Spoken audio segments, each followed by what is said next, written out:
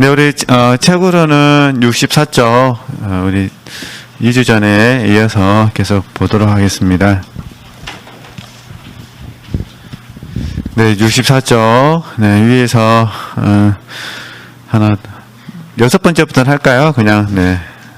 다시 이렇게 그들이 그 부분부터 하도록 하겠습니다. 그들이 시련을 느낀다는 것은 이상할 것도 없고 나로서는 그런 느낌은 쉽사리 가서진다고 봅니다. 그 이유는 이렇습니다. 즉 하나님은 당신이 뽑으신 사람들이 스스로의 비참을 느끼게 하시는 일이 종종 있어서 더도 말고 잠시 당신의 더우심을 말하는 거죠. 거두시는 것입니다. 그러시자마자 우리는 자신이 어떻다는 것을 당장 알게 됩니다.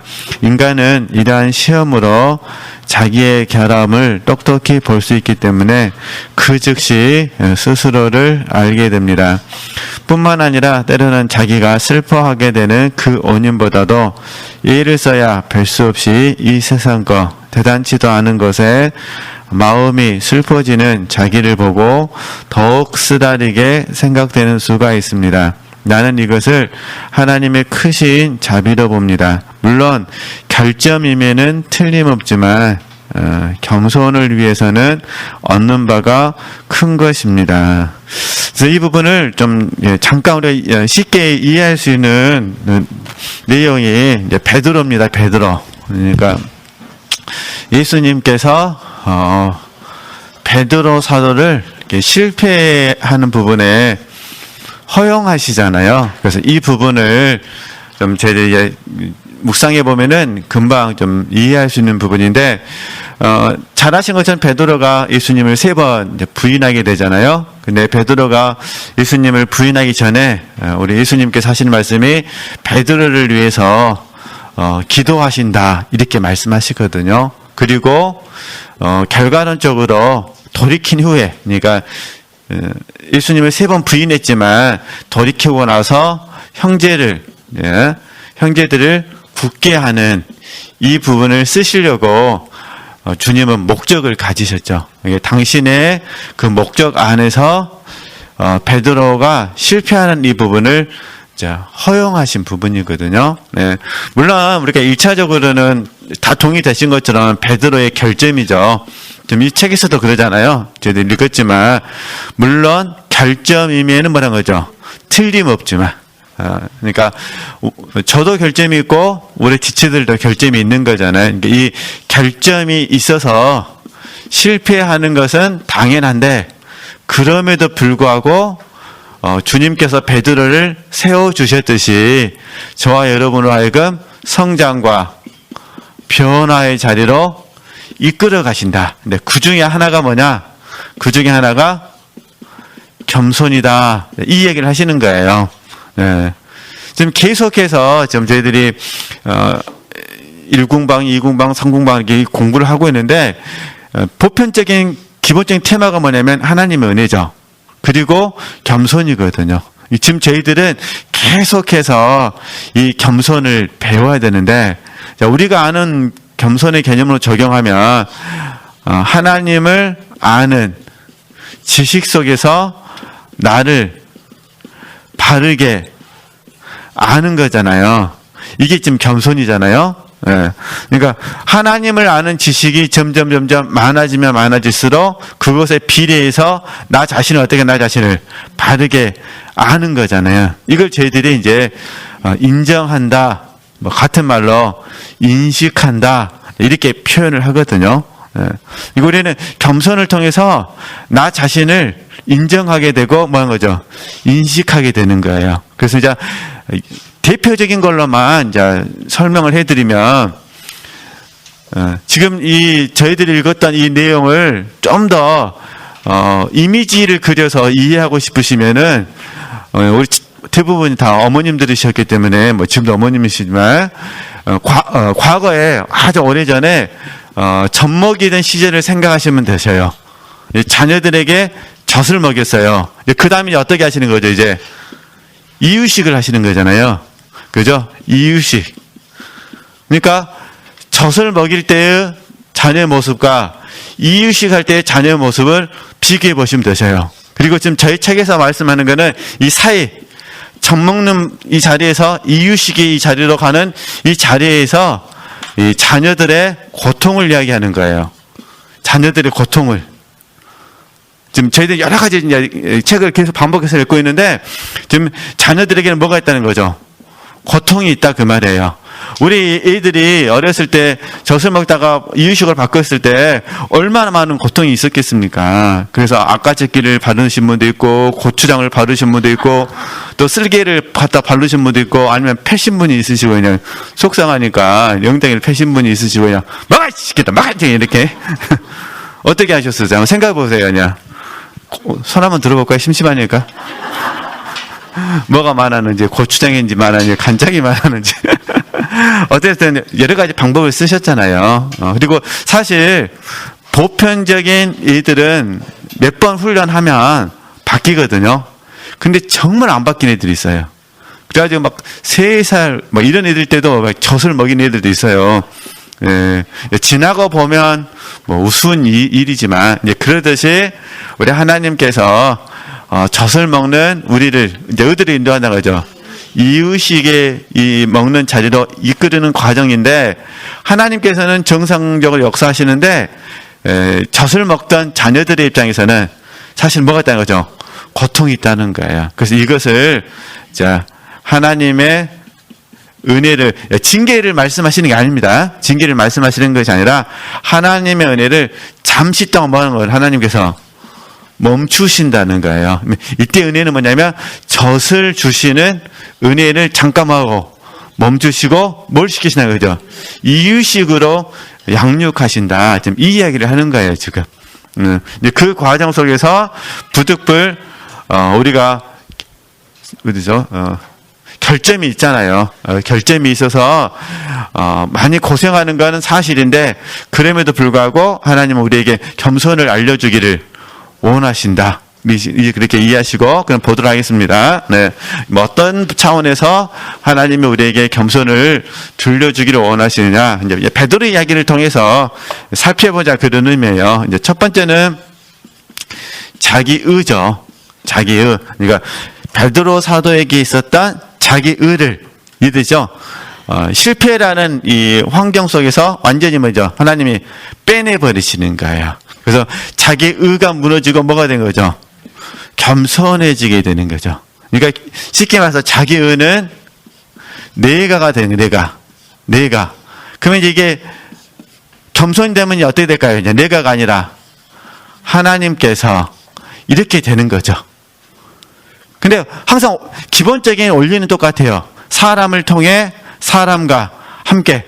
그런데 겸손하지 않을 때는 사람을 통해 사람과 함께 하나님 하셨는데 누구도 했다는 거예요? 나도 했다는 거예요. 그래서 내가가 들어가는 거예요. 내가 하나님을 위하여 이렇게 되는 거예요. 내가 하나님을 위하여 무엇을 했습니다. 이렇게 되는 거죠. 이제 사도 베드로는 내가 주를 위하여 목숨까지 뭐 하겠습니다. 버리겠습니다. 이렇게 되는 거예요. 그래서 다른 사도들은 다 도망갔는데 베드로는 목숨까지 버리겠다고 했던 그 말씀을 뭐 하기 위해서 지키기 위해서 갔어요. 안 갔어야 됐어요. 그러잖아요. 다른 제자들처럼 뭐 하시면 되는데 도망가면 되는데 갔어요. 가가지고 어떻게 하죠? 3번 부인하게 되잖아요. 그래서 이제 내가가 뭐지? 내가가 이제 없어지는 거예요. 그러니까 다시 정리하면 뭐냐면 하나님을 사랑하는 건 똑같아요. 하나님을 사랑하는 건 똑같은데 내가 하나님을 위하여 하나님을 사랑하는 것이 아니라 하나님께서 하나님을 위하여 이게 바뀐다는 거예요. 하나님께서 하나님을 위하여 나를 통해 나와 함께 역사하시는 거예요. 이게 이제 달라지는 부분이죠. 그러니까 겸손하신 분들은 하나님께서 하나님을 위하여 나를 사용하시는 거고, 그죠? 아직 겸손을 모르신 분들은 내가 하나님을 위하여 사랑하게 되는 거고, 그러니까 이게 자기 의의 문제가 생기는 부분이거든요. 그래서 보통 우리가 자기 그러면은 우리가 쉽게 이해하는 부분이 오름입니다. 오름. 오름이에요. 오름. 내가 보기에 옳다라는 부분이죠. 근데 우리 육체의 함정은 뭐냐면은 이 옳음을 선택적으로 이용하죠. 그게 이제 아픔이죠. 나에게는 많은 간용을, 다른 사람에게는 간용을 별로 안 하죠.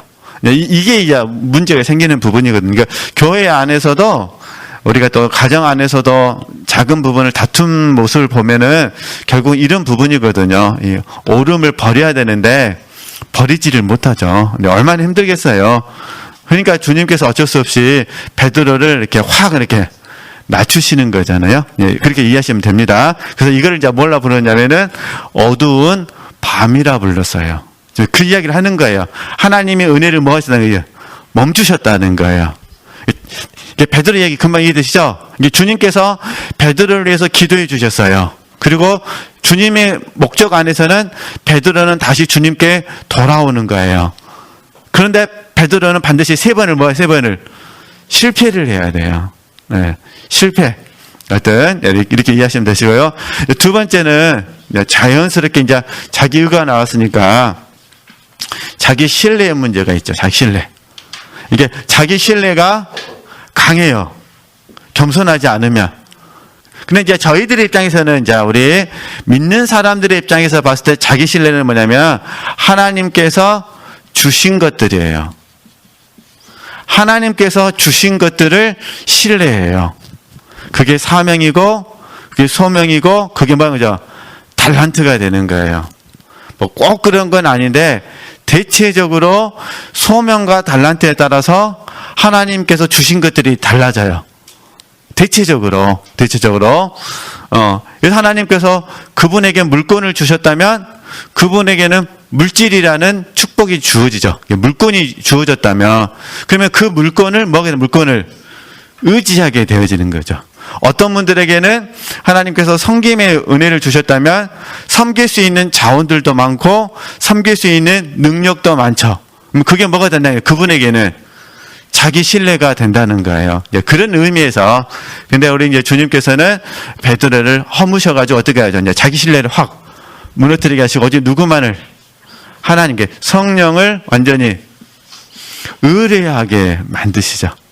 성령만을 의뢰하게 만드시는 거예요. 세 번째가 자기 사랑이죠. 자기 사랑.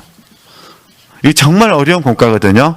왜냐하면 자기 사랑은 결과적으로는 목숨으로 가거든요. 결과적으로는 뭐 도중에는 소욕으로 가지만 완전 코너로 몰렸을 때는 뭐의 문제라는 거죠? 목숨의 문제예요. 그래서 우리가 야복강가를 경험하는 야곱을 보더라도 자기는 야복강가를 건널 수가 없는 거야. 왜냐하면 뭐의 문제니까? 사느냐 죽느냐의 문제거든요. 그러니까 야곱의 생각에는 형 에서가 아무리 노여하더라도 자기 부인들은 죽이지 않을 것이다. 그리고 자기 자녀들은 죽이지 않을 것이다. 혼은 내줄 수 있어도 죽이지는 않을 것이다. 그런데 누구는 나는 죽일 것이다. 이런 두려움이 있는 거잖아요. 이 부분이죠. 그러니까 여기서 이제 어떻게 되는 거죠? 이제 겸손을 통해서 하나님의 주권을 배우시게 되잖아요. 생명은 누구에게 있다는 거죠? 하나님께 있다는 걸 배우시게 되는 거잖아요. 네. 그러니까 이게 평생 배워야 될 공과예요. 평생 배워야 될 공과고, 단지 이 공과들을 평생 공부를 해야 되는데, 어떤 순간 하나님이 이렇게 큰 이벤트를 주셔가지고 경험시켜 주시고, 계속해서 일상적인 삶의 현장 속에서 뭐라는 거죠? 이 부분들을 십자가에 못 박으라, 이렇게 말씀하시는 거거든요.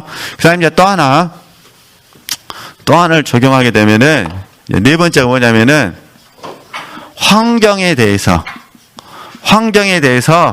베드로가 두려움이 생기거든요. 그래서 잘 아신 것처럼 뭐 하는 거죠? 거짓말을 하거든요. 예수님을 저주합니다. 그냥 부인한 것이 아니라 부인했다가 뭐 하는 거죠? 또 두려우니까 이제 예수님을 저주해버립니다. 거짓말도 하고 그 다음에 예수님을 저주하기도 합니다. 이게 우리 육체입니다. 육체. 환경. 그래서 하나님께서는 이 베드로 사도를 통해서 이 연단의 과정을 통해 가지고 일단 다시 이 모든 출발점은 베드로 사도의 결점입니다. 그럼에도 불구하고 우리 하나님께서는 베드로 사도에게 은총을 주셨다는 거.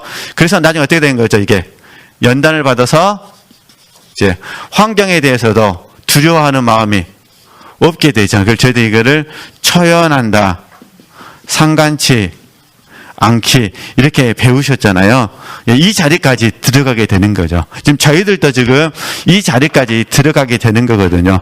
연단을 통해서 환경에 대해서 이제 두려워하지 않을 정도까지 염려는 되죠. 사람이니까. 그러니까 그래서 저희들이 이렇게 배우셨잖아요.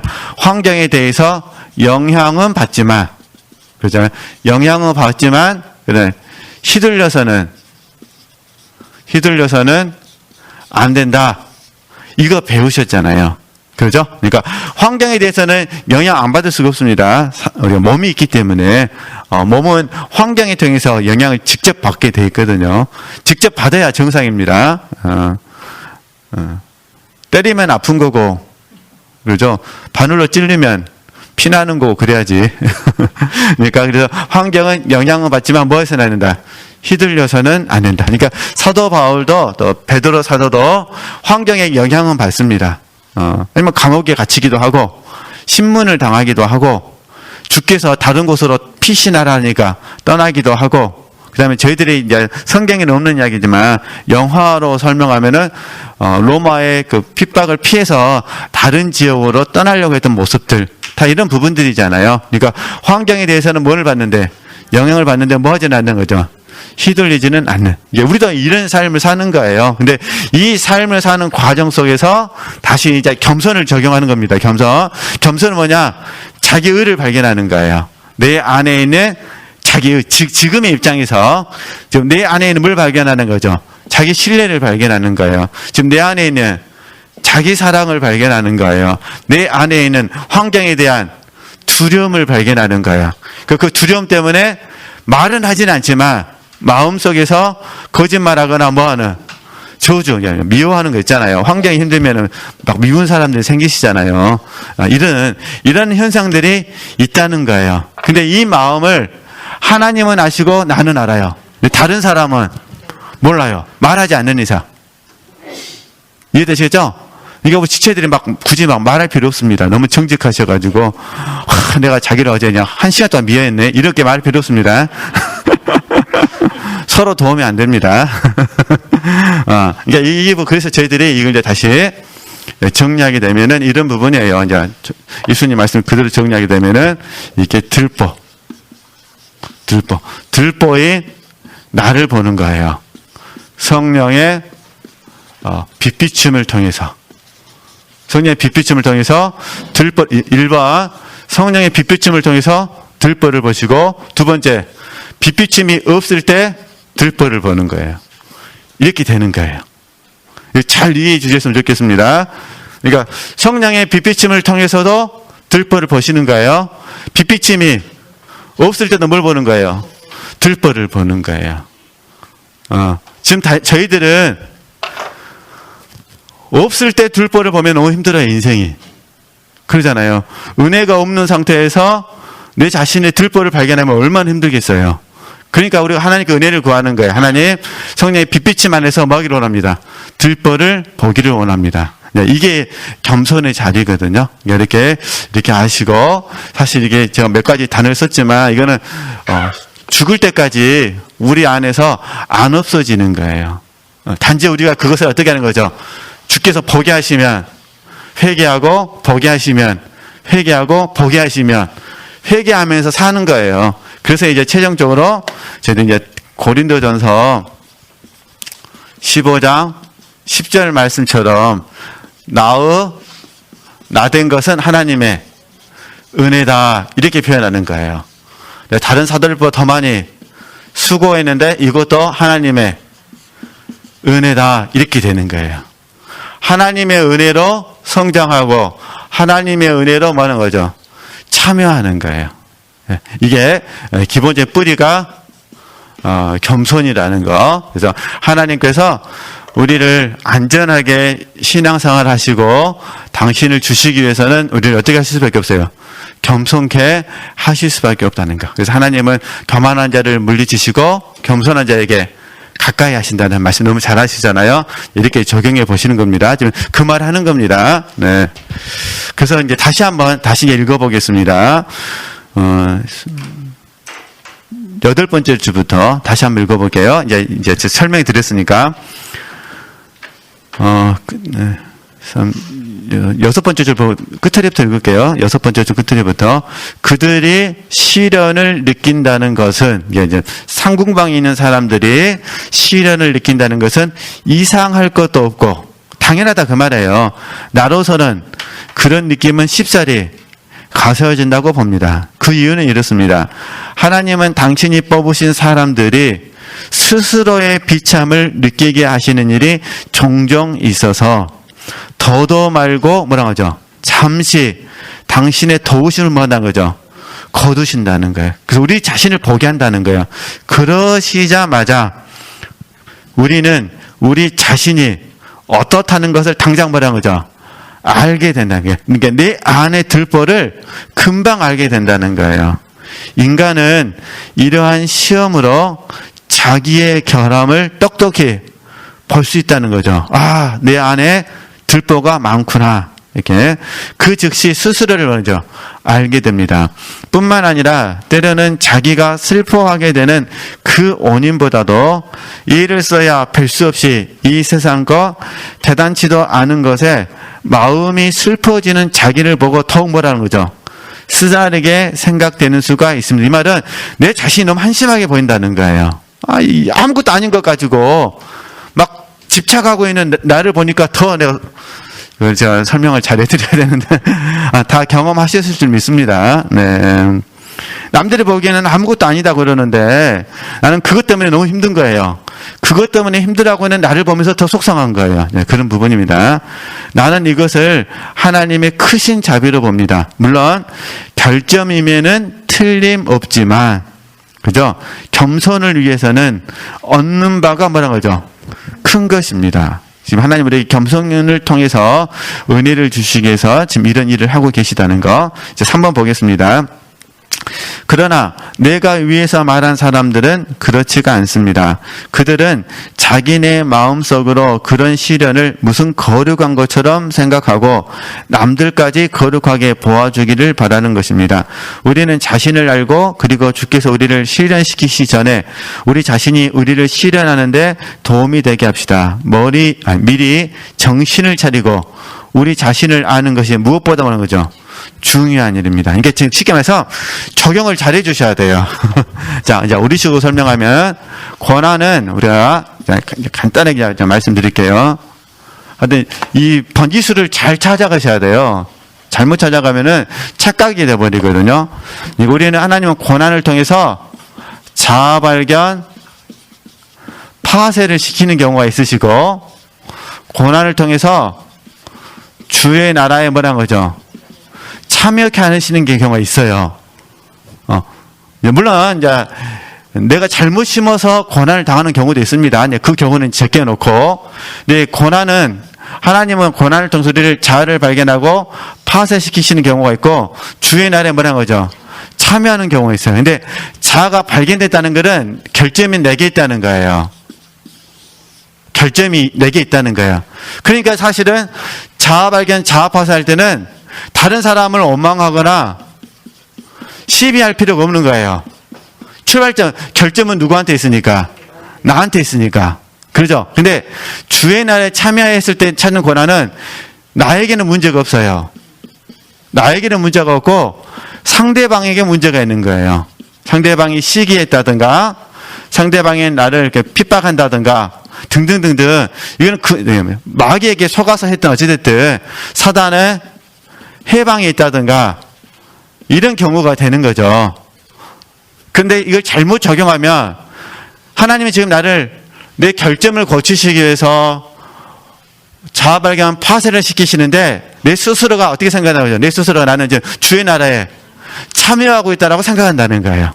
이게 잘못됐다 그 말이에요. 쉽게 설명하면 그래서 우리는 어쨌든 만약 우리 지체들에게 고난이 찾아온다면 우리는 정말 하나님께, 그래서 겸손이라는 단어를 쓴 거예요. 겸손한 마음으로 하나님의 의도와 목적을 구하셔야 돼요. 그래서 자아발견 파사라고 조명해 주시면, 겸손한 사람은 자아발견 파사라고 조명받으면 당연히 어떻게 될까요? 그러면 파쇄되어진 데 초점을 맞추겠죠. 주님께서 주의 나라에 참여라고 말씀하신다면 어찌하든지 어떻게 될까요? 참여하기 위해서 힘을 쓰게 되는 거죠. 이런 훈련들을 우리가 해 주셨으면 좋겠다, 그런 의미입니다. 사실 쉬운 공과는 아닙니다. 우리 좀 말씀 한 구절 좀 봐보실까요? 또 대부분 다 스마트폰에 말씀이 있으니까.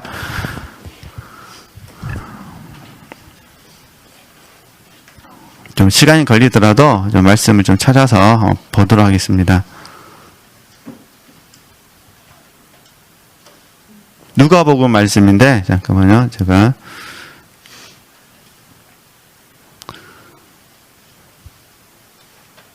누가복음 8장 말씀 한번 보겠습니다. 누가복음 8장.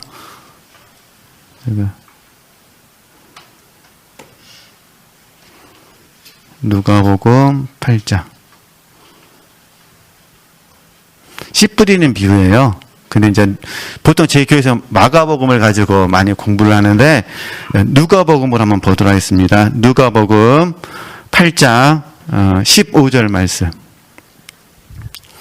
누가복음 8장 15절 말씀. 제가 한번 읽겠습니다. 좋은 땅에 있다는 것은, 이게 옥토잖아요. 마가복음으로 적용하면 옥토. 우리가 길가, 돌짝파, 가시떨기, 옥토 배우셨으니까, 좋은 땅에 있다는 것은 옥토를 말합니다. 옥토는 어떤 특징이 있느냐? 착하고, 그죠? 좋은 마음으로 말씀을 들으셔요. 그러니까 착하고 좋은 마음으로 말씀을 들으시고, 그 다음에 어떻게 하는 거죠? 지킵니다. 그 다음에 어떻게 하는 거죠? 인내로 뭐 하는 거죠? 결실할, 인내. 제가 인내를 말씀드리고 싶어서 말씀을 찾은 거예요. 네. 그러니까 저희들은 이제 우리들의 순진한 생각은 어떤 생각이 드냐, 어떤 생각이 드냐면, 하나님의 말씀을 우리가 영으로 듣고 받으면 100% 실제된다고 생각해요. 물론 어떤 말씀은, 하나님께서 은혜 주시면 어떤 말씀은 듣고 받고 실제돼요. 어떤 말씀은, 그러나 어떤 말씀들은요, 우리가 듣고 받았어요. 그 다음에 오늘 누가복음 말씀 설명하면 그러잖아요. 들었어요. 그 다음 뭐 하셔야 돼요? 지키셔야 돼요. 그 다음에요, 인내로 기다려야 돼요. 실제될 때까지. 그러잖아요. 그러니까 지키고 실제될 때까지 인내로 기다리는 경우가 있다는 거예요. 그러니까 어떤 경우에는 하나님께서 우리가 듣고 받는 순간 바로 뭐하게 하시고 실제되게 하시고, 어떤 경우에는 듣고 받고 지키는 동안에 실제되게 하시고, 어떤 경우에는요, 인내하게 하시는 경우도 있다, 그런 부분입니다. 그래서 만약에 우리가 주의 나라에 참여되는 쪽으로 조명하심을 받았다면, 겸손한 우리는 어떻게 해야 돼요? 이제 우리는 계속 말씀을 듣고 받고 지키고, 그죠? 그 다음에 인내로서 결실할 때까지 기다려야 되는 거예요. 인내의 훈련을 하게 되는 거죠. 그래서 이 부분에서 저희들이 연단이라 부르게 되는 거예요. 연단. 물론 넓은 의미에서도 자아발견 파쇄도 연단이죠. 큰 의미에서. 그러나 이제 굳이 좀 구분해 보면, 그래서 말씀이 우리 안에 실제되기 위해서는 반드시 우리는 인내의 시간들을 가져야 되거든요. 연단. 이해되시겠죠? 그래서 다시 말씀을 들으시고, 말씀을 받으시고, 말씀을 지키시고, 인내하시고. 그랬죠? 근데 우리는 인내보다는 바로 뭐 하고 싶어요? 빨리 듣고, 빨리 받고, 실제도 빨리 되고 싶고. 근데 하나님께서는 당신 마음이시라. 빨리 주기도 하시고, 천천히 주기도 하시고, 안 주기도 하시고. 근데 우리는요, 무조건 주셔야 되고, 이왕 주실 거 빨리 주셔야 되고, 이왕 주실 거 하나님 마음대로 주시면 안 되시고, 내가 원하는 대로 살아. 이게 이제, 그래서 주님께서 하시는 말씀이 욕심이다. 그러죠. 그래서 정력으로 쓰려고 하면 하나님이 들어주지 않으신다. 이렇게 말씀하시는데, 이런 차이점이 있다는 건데, 이 모든 과정을 수용할 수 있는 능력이 뭐냐? 겸손이다. 그 말이에요. 지금. 제가 들고 싶은 게, 이게 앞으로 4공방, 5공방, 6공방, 7공방 들어가면 여러 가지 공과를 배우는데, 1공방부터 시작해서 7공방까지 가장 기본적인 뿌리는 뭐냐면은 사실은 겸손이에요, 겸손. 그래서 지금 우리가 계속해서 저는 작품을 읽고 있는데 작품 읽는 순간순간마다 나오는 공통된 단어가 뭐라는 거죠? 겸손을 말씀드린 거예요. 그래서 우리는 반드시 겸손이라는 덕목을 평생 동안 가지셔야 됩니다. 그래서 저희들이 이렇게 설명하는 거예요. 믿고 행함, 그죠? 그 다음에 겸손과 온유한 마음으로 이렇게 좀 같이 적용하는 거예요. 그러니까 믿고 뭐 하시고 행하시고 또 하나냐 믿고 행하시되 겸손과 온유한 마음으로 행하셔야 돼요. 이 큰 공과를 배우는 게 이스라엘 백성들이 광야에서 40년이었어요. 예, 이스라엘 백성들이 40년 동안 배웠던 공과가 이거예요. 근데 다 40년 걸린 게 아니에요. 광야에서 우리 잘 아시는 스토리잖아요. 여호수아와 갈렙은 40년. 이들만 살았으니까. 그죠? 그 다음에 광야에서 살다가 돌아가신 그분들의 자녀들은 만 20세 안 된 자녀들이잖아요. 이 자녀들은 많이 배워야 몇 년이에요, 지금? 20년이요, 20년. 근데 응아 한순간부터 배울 수 있는 건 아니잖아요. 이제 제가 이스라엘 그 교육법을 정확히는 모르니까, 이게 10살 때부터 배웠다 하더라도 10년. 이해되시겠죠? 그래서 우리 여기서 원리를 깨닫는 거예요. 이스라엘 백성들이 40년 동안 광야 훈련을 통해서 배웠다 하더라도 어떤 사람은 굳이 40년 걸리지 않는다는 거예요. 제가 들고 싶은 부분은, 그러니까 우리는 다시, 그래서 우리 이제 남은 생애가, 저희들이 남은 생애가, 우리에게는요, 이제 남은 생애가 중요해요, 이제. 얼마 남은지 모르기 때문에. 저도 언제부턴가 남은 생애가 굉장히 제가 많이 강조하는 시점이 됐어요. 그 전까지는 별로 남들이 이야기하면 그런가 보다 그랬는데 저에게도 그냥 의미가 막 많이 주어집니다. 남은 생애. 이제 모르잖아요. 네. 제 인생이 70인 마감이면 이제 얼마 안 남았고 저도 75세까지 있으면 더 늘어나는 거고 아무도 모르는 거니까 어쨌든 그래서 이 남은 생애 동안에 하나님이 계속 우리를 훈련하시는 거예요. 그러니까 하나님 나라 우리 지금 저희들은 가나안이고 우리가 꿈꾸는 거는 혼인잔치 그 다음에 천년왕국이잖아요. 영원 천국은 우리는 들어가요. 영원 천국은 은혜로 들어가는 거거든요. 낙원도 은혜로 들어가요. 그러니까 낙원하고 영원 천국은 은혜로 들어가니까 문제가 없어요. 근데 이제 문제는 혼인잔치와 천년왕국은 은혜와 순종을 통해서 들어가는 것이에요. 이걸 동의하느냐 동의하지 않느냐는 우리 몫이에요. 저는 동의하죠. 저는 동의하기 때문에 혼인잔치에 들어가고 천년왕국에 들어가기 위해서 은혜 안에서 계속해서 뭐 하는 거죠? 순종하는 거죠.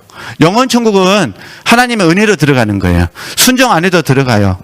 하나님께서 택하셨으니까. 그래서 하나님의 뜻대로 자녀가 된 거예요. 우리하고 상관없어요.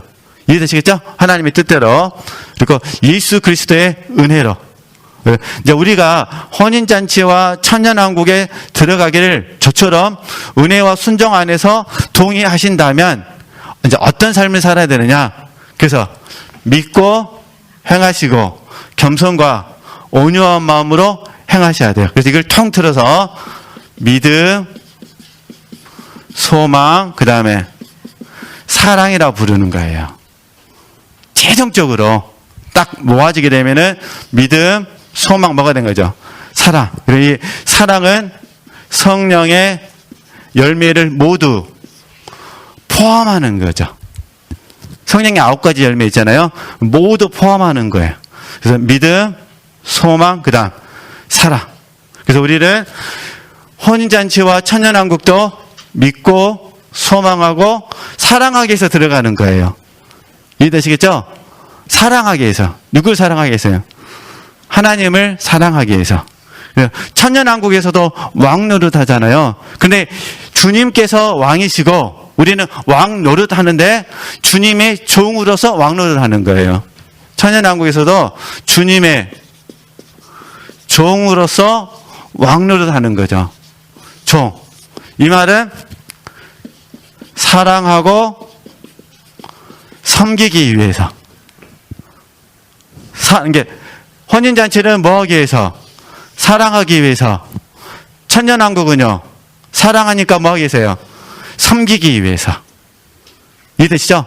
사랑하고 섬기는데 주님의 종으로서 뭐 하는 거죠? 천년 동안 왕 노릇 하면서 사랑하고 뭐 하는 거죠? 섬기는 거예요. 그래서 이제, 주님께서 고을을 다스릴 수 있는 권세를 주시겠다. 이렇게 말씀하시는 부분이거든요. 어찌됐든, 저희가 저희들이 이제 믿음, 소망, 사랑 이렇게 적용하시는 겁니다. 그러나 이제 지금 저희들이 배우는, 계속해서 반복해서 배우는 테마는 지금 겸손이다. 그래서 하나님께서 우리에게 겸손을 가르쳐 주시기 위해서 부득불 어쩔 수 없이 하나님의 은혜를, 하나님의 사랑을 잠깐 뭐 하는 거죠? 멈추신다. 이해되시죠? 잠깐 멈추신다. 그 잠깐 멈춤을 당할 때 우리는 겸손이라는 덕목을 우리는 취해야 된다. 그래서 이 이야기를 하는 겁니다. 네. 그러면 다시 보도록 하겠습니다. 네. 예를 들어 여기 어떤 부자가 있다 합시다. 그는 아들이 없고 재산을 물려줄 상속자도 없는데 그 재산의 손해를 보았다 합시다. 손해라고는 해도 자기 한 사람은 물론 제 집안에 필요한 곳조차 아쉬운 정도의 그러한 손해는 아니고 도리어 남은 것만으로도 쓰고 남을 만큼의 재산이 아직 있습니다. 그런데 그 사람이 어찌나 온통해하고 엄살을 부리든지 마치 먹을 빵 한 덩이마저 남지 않은 것처럼 한다면 그런 사람들은 우리 주께서 당신을 위하여 모든 것을 버리라고 말씀하실 수가 뭐라는 거죠? 있겠습니까? 그 말이. 자신을 알아라. 그 말입니다. 사실. 네. 우리가 무엇을 말을 하는데 그 말의 의미를 나 자신의 실제 속에서 표현할 수 있어야 된다. 지금 그 이야기를 하는 거예요. 설령 그 사람이 가난한 이들에게 줄 것이 없어져서 슬퍼하는 것이라 합시다. 하지만 내 생각으로 하나님은 당신 뜻에 우리를 맡겨드리는 것을 더 뭐죠? 원하시고 남에게 자선을 베푸는 것보다도 차라리 재산을 되찾으려고 노력하더라도 마음만은 뭐죠? 평온하기를 바라신다고 봅니다.